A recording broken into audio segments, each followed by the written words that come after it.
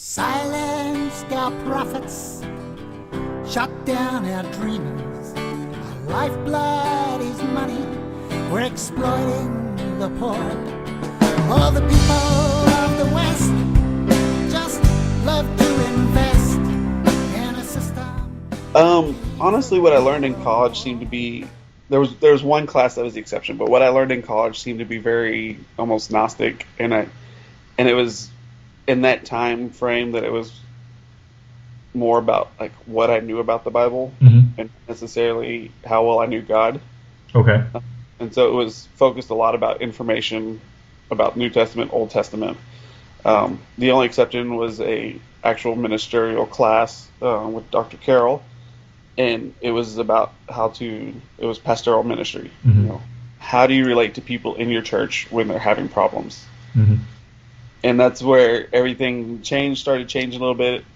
We had to read a lot of different books, but the big turning point was I read a book called The Church Never Sleeps by Matthew Barnett. Mm-hmm. And that really, it's a fairly short book, and I read it in about a week.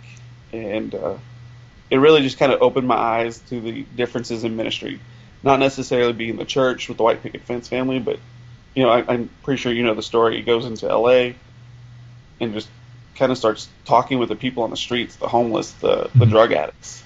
And through that, all these opportunities came up and, built this church around it. And it was just a totally different church than what I grew up in. Mm-hmm. And that was like the kindling point to changing worldviews, seeing the world differently.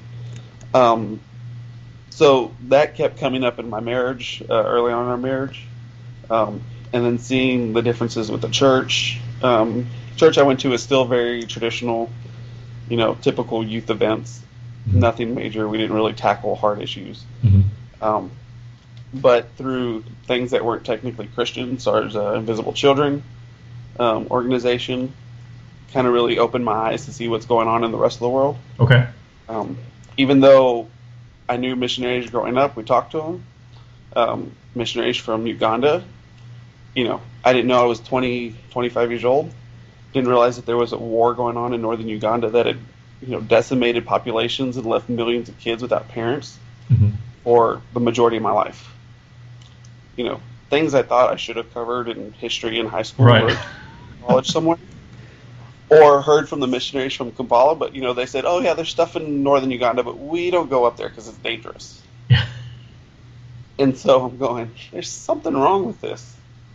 And so it took Invisible Children, which I know there's really strong Christian people in that organization, Uh-huh. but it took an organization that wasn't technically Christian to open our eyes to see where we're falling behind the way Jesus wants us to live. Mm-hmm. To reach out for the needy, the poor, the lost, the hungry, and do something drastic and crazy.